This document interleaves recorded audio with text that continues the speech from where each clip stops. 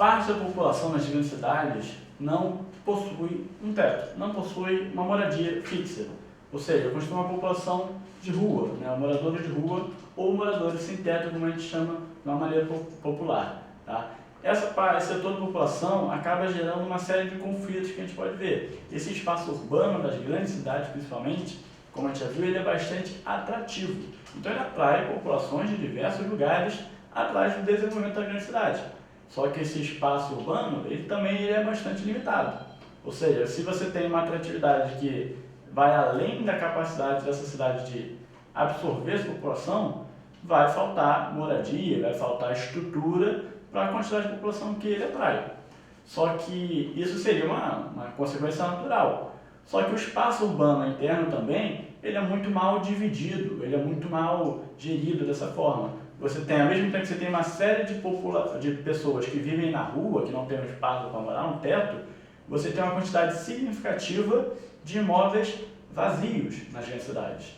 Imóveis tanto comerciais quanto residenciais que estão vazios, que estão à espera de especulação imobiliária, ou seja, esperando valorizar a ponto de ser vendido por uma quantia que seja satisfatória. Imóveis que estão, inclusive terrenos que estão vazios, esperando a especulação para a construção de imóveis, de um condomínio, de um prédio, por aí vai.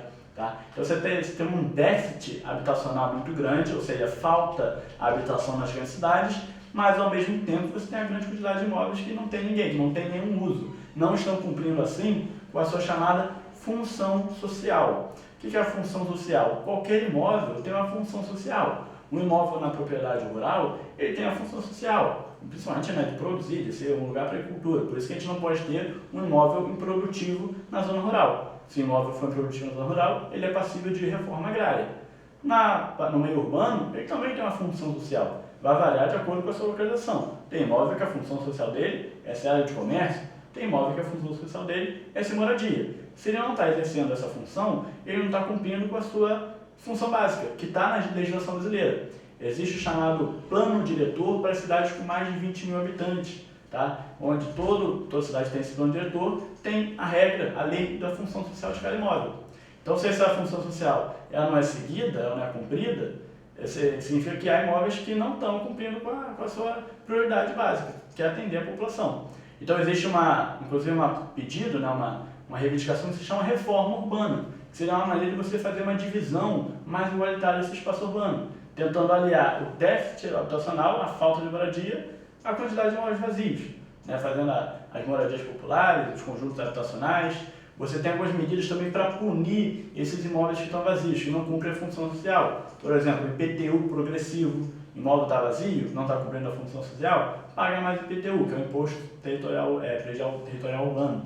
Né? Você pode, inclusive, ter, em casos mais extremos, a desapropriação ou repartição desse imóvel. Você recebe uma indenização, mas o seu imóvel é desapropriado. A moradia, ela é um direito, inclusive, que está previsto na Constituição, mas é vista nas grandes cidades como uma forma de mercadoria. Então, por isso que você tem as relações comerciais, como qualquer produto, envolvendo a moradia, o que não deveria existir, segundo a própria legislação brasileira. E aí, os sem-teto acabam sendo um reflexo disso. Né? Moradores, a gente viu em São Paulo, como exemplo da questão, mas Rio de Janeiro, Curitiba e todas as grandes cidades brasileiras, uma grande tensão quando há uma ocupação de sem-tetos em imóveis vazios, geralmente, imóveis que estão abandonados. E quando há uma reintegração de posse, ou seja, o dono daquele lugar que deixou o imóvel vazio pede para o Estado reintegrar, né, fazer a posse novamente daquele imóvel. E aí geralmente faz uso de força policial e a gente sempre assiste cenas lamentáveis de agressão de ambos os lados. Mas vamos à questão. Analise a figura a seguir. Uma imagem, São Paulo, 450 anos. Né? Alguns anos atrás, São Paulo comemorou 450 anos. E aí um grupo de sem-teto, em volta da fogueira, na fria cidade paulistana, cantando parabéns para você com expressões muito pouco felizes. Com base na charge acima e nos conhecimentos sobre a exclusão social nas grandes cidades, considere as afirmativas a seguir.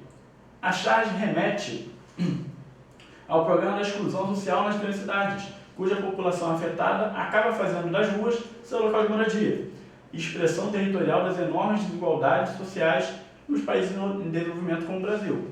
De fato é, né? O morador de rua, ele é uma expressão dessa desigualdade. Você não sabe a história daquele morador de rua, como é que ele foi parar ali, mas geralmente ele não nasceu ali. Realmente ele tem uma história e acabou sendo um lugar que restou para a realidade dele. Então ele é uma expressão dessa desigualdade realmente. Então um está certinho. 2.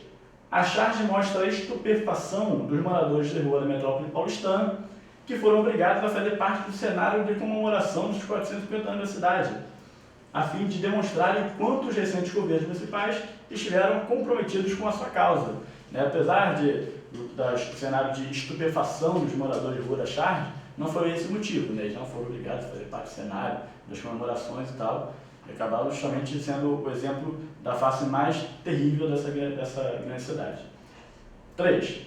A charge faz referência à tendência de redução do número de sem-teto, um problema característico das regiões metropolitanas brasileiras em função do processo de globalização e da consequente formação de um modelo global. Cuidado, tá? A globalização está falando que o aumento do capitalismo, do processo globalizatório, tem favorecido as populações sem teto. Elas têm agora um acesso mais fácil à moradia, então estão reduzindo? Não, pelo contrário. As desigualdades se mantêm, elas inclusive são aprofundadas em muitos casos, e a globalização não ajuda em nada a ter uma maior moradia para a população mais carente, a população mais pobre que não consegue pagar uma prestação, pagar um aluguel, pagar o mínimo que é necessário hoje em dia no Brasil, tendo em vista que a moradia é uma mercadoria. Então essa lei está errada, por exemplo. Número 4. A charge remete à segregação, separação socioespacial nas grandes cidades e mostra que os moradores de rua têm poucos motivos para comemorar o aniversário das metrópoles onde moram. Haja vista que sua sobrevivência tem sido constantemente ameaçada. Além de não terem a moradia, nós sabemos todos os problemas que existem de você morar na rua numa grande cidade hoje em dia, o quanto você é vulnerável. Então, realmente, os moradores de rua têm poucos motivos para comemorar o aniversário de uma cidade que é tão dura quanto eles. E, como a gente falou, todos têm direito à cidade e há um grande nível de imóveis vazios que são passíveis de serem ocupados. Então, essa daí está certinha. Ou seja, 1 e 4 estão corretos, gabarito letra B de bola.